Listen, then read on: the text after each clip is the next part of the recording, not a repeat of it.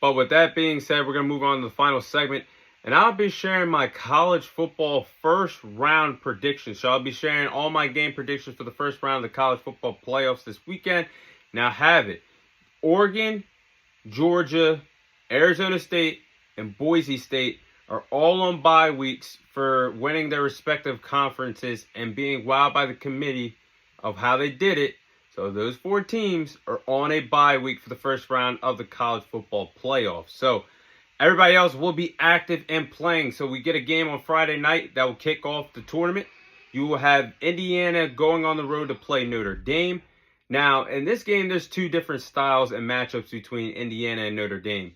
Now, Indiana has a good passing game going with their quarterback, Curtis Roke. Curtis Roke is having a good year, a transfer quarterback that played well for Indiana all year long.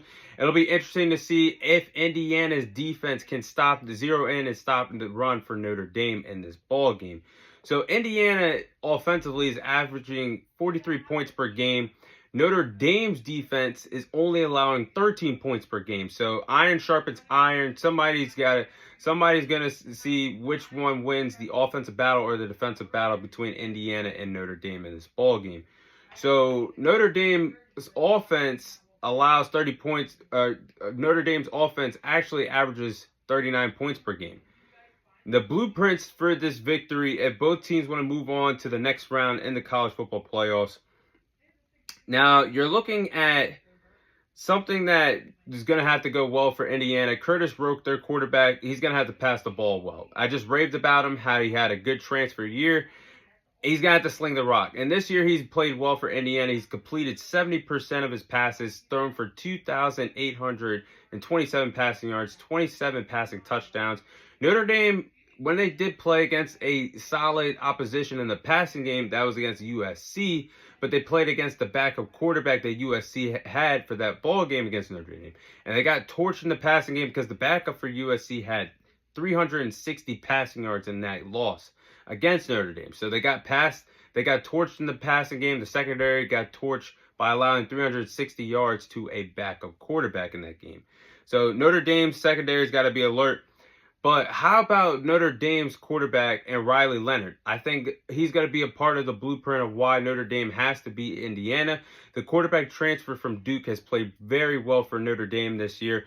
As a dual threat quarterback, he's had 700 rushing yards, 14 rushing touchdowns this year, to go with 16 passing touchdowns to help Notre Dame in the position that they're in this year to get to the college football playoffs. So I think the both quarterbacks for Indiana and Notre Dame are going to have to show up big for their respective schools if they want to move on to the next round. But give me Notre Dame to win this game against Indiana on Friday night. I just think Notre Dame's the more physical team in this matchup. I think they just match up well on paper against Indiana. Now, Indiana has not passed the eye test for a lot of teams this college football season, and they have not had one defying win on their resume this year. I mean, in their big test, they lost all the road against Ohio State to some in dominating fashion. So it just doesn't seem like, to me, Indiana is ready for this moment, and I think they'll lose against Notre Dame in the first round. Now, next, you have SMU going on the road to play Penn State. Now, realistically, Penn State has one of the easiest paths to the semifinals. If Penn State wants to get to the semifinals, they'll have to beat SMU and Boise State. And with all due respect, they are better on paper than both SMU and Boise State. So this should be an easy path to the semifinals for Penn State. Now, SMU is going to have a bad game. And they could have a bad game, I should say. The weather will play a factor. SMU running the ball in the cold, it just doesn't seem like that's going to be a good recipe for success when they have to go to Penn State this weekend. And the whiteout atmosphere is going to be insane. You know, it's graduation week. It's going to be graduation weekend up there in Penn State. It's going to be an outstanding atmosphere out there. And the whiteout, I don't know if SMU is going to be ready for the moment to handle against Penn State here. So I think Penn State should dominate SMU in this game. And with all due respect, SMU does deserve to be here. But I do believe that Penn State is just a more physical team. And I think they're going to take care of business at home against SMU. And this game could be one in the trenches for Penn State. offensive line, pass blocking, and preventing sacks, along with the defensive front, their front seven getting home and creating pressures and creating sacks for Penn State to bring home the victory against SMU. Now, I do believe that Tyler Warren, Penn State's tight end, one of the best tight ends in the country, is going to play a big factor in this game for Penn State to win this game. Honestly, if James Franklin and Penn State lose this game, James Franklin's going to be out of a job. I just don't think that he's going to be the head coach for Penn State much longer if they lose this game, because he's 12-26 against teams that are top 25 in the country. So give me Penn State to get the win against SMU. But if they blow this game, James Franklin is out of a job in Penn State, I believe. Now, next game, Clemson's going to go on the road to play the Texas Longhorns here. A lot of people believe this could be the game of the weekend. Now, the winner of this game, I just talked about Penn State's path to the semifinals. But the winner between Clemson and Texas, they could have an easy path to the semifinals. Because not only could you get a big win in this first round, but then you have Arizona State waiting for you after the bye. And I just believe that, with all due respect, Clemson and Texas are better teams than what Arizona State is, even though they are the Big 12 champions. So Clemson heading in this game, they are 0-2 against SEC teams this year. They got blown out week 1 against Georgia, and they just lost a few weeks ago, 17-14 against South Carolina. So they have yet to beat a SEC conference team all year long. Texas is a SEC team. So they run into their own kryptonite for this game. But the stories for this game: can Clemson's offense get going against Texans' defense? The Longhorns' defense have one of the best defenses in the country. And if Clemson's going to win this game, they're going to have to get behind Clay Klubenik, their quarterback, and they're going to have to get behind him and get going offensively, put their foot on the gas pedal, never look back against this really good Texas defense. And now, looking at Texas, their defense ranks first in every category, shutting down explosive plays. They're one of the best defenses in the country. They only give up 12 points per game, which is very impressive at this FBS level. So definitely Texas is going to come out balling on all cylinders, I do believe, on the defensive side of the ball, which is the reason why I do believe Texas will defeat Clemson. I have Texas defeating Clemson in the first round. I think it'll be a conservative game that Texas will play on the offensive side of the ball. I think they'll be very conservative with Quinn Ewers. They'll lean on their defense to help them win this game. I think we'll see a lot of quarterback packages going back and forth with Quinn Ewers and Arch Manning in this game. And going back to the Texas defense, Texas Longhorns defense, like I just said, their defense ranks first in every category, shutting down explosive offensive plays. They only give up 12 points per game. So I think that the Longhorns defense is going to find a way to shut down Cade Klubenik and the Clemson offense. And this is a Clemson team that they run into their kryptonite. They're 0-2 against SEC teams this year, Georgia and South Carolina. So I do believe that Texas is going to go out and win this game in the first round. Now, the final game, you have Tennessee go on the road and play against Ohio State. Now, Ohio State, I am shocked that they are getting a home game after blowing that big game against Michigan. That was a tough loss. They've lost against Michigan 4 years in a row. Michigan basically owns them in the rivalry right now. And afterwards, you've seen the big brawl that happened with Michigan trying to plant their flag on the O in the middle of the field at Ohio State, with the brawl happening, police officers having to break up the players, spray pepper spray in the players' eyes. And that was an iconic moment that will go down as one of the most bizarre post-game events that happened in Big Ten history between Ohio State and Michigan. So moving forward, Ohio State gets to have host a home game against Tennessee. We're going to see if they bounce back and play well following that loss. And during that loss, if you watched the Ohio State and Michigan game, it was kind of bizarre what was going on with the play calling wise. Chip Kelly being the offensive coordinator there.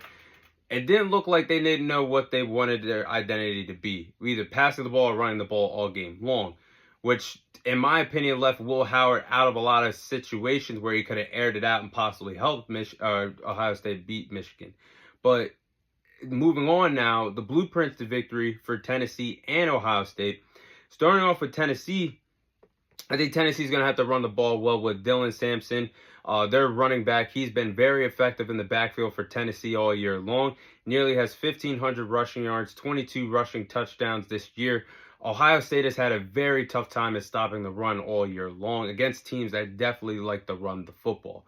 So that's going to be something to look out for. Now, Tennessee's going to have to get their redshirt freshman Nico going. Now, Nico, their quarterback, will have to be able to, they're going to have to run the ball in order to set up the pass. And Tennessee, this is what scares me in this matchup because Tennessee ranks 60th in the country in terms of offensive explosive plays. That's not where you want to rank as a playoff team in college football.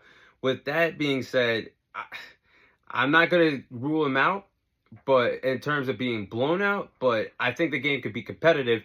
But they got to get their redshirt freshman quarterback, Nico, going. They got to get the running game going with Dylan Sampson. And they got to be able to generate explosive offensive plays for this game. Now, the blueprints for Ohio State, they got to play lights out on the defensive side of the ball. Their defense is only allowing 10 points per game. They lead the FBS in fewest points per game. 10 points per game. I don't care the competition that you play all year long. Only averaging 10 points per game at this level, at this magnitude of college football is impressive. So their defense is going to have to zero in, play lights out defense from start to finish for all 4 quarters against Tennessee. And last but not least, I think they got to let Will Howard cook. I think Chip Kelly's got to be very selective with play calling wise. They lean on his quarterback to help them get a big victory and a first round victory in the playoffs.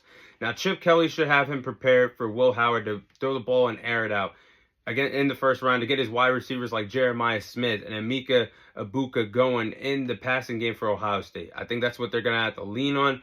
They're going to have to go to the passing game in order to defeat Tennessee. I think that's going to be very important for both teams. So those are blueprints. But give me Ohio State to pick up the victory in the first round against Tennessee. Now, I just believe that Ryan Day and the entire Ohio State football team will rally back after that tough defeat against Michigan. I think they're going to be well prepared. The advantage for them is they do get a home game. So they're going to be surrounded by everybody that loves Ohio State football out there in Ohio. So this is going to be a big game. I just lean towards them because Tennessee is on the road. The cold weather could play a factor with them playing in Ohio. I like the Ohio State Buckeyes having a home field advantage. I believe in their defense to limit Dylan Sampson, Tennessee's starting running back, in the backfield. Ohio State's defense is good at zeroing in and playing lights out. They only allow 10 points per game, which leads to FBS this college football season. Another thing is Nico, the redshirt freshman quarterback, like I just talked about for Tennessee. I know he has the ability to have a good game, but I don't know if I believe in him in the Tennessee offense as much as I believe in the Ohio State defense because Tennessee ranks 60th in the country in offensive explosive plays. That's not where you want to be as a college football playoff team, and that's why I just lean towards Ohio State to win the first game in the match, win their first round matchup against Tennessee due to the fact that they can lean on their defense, and I do believe that Will Howard could play a factor in the passing game as well.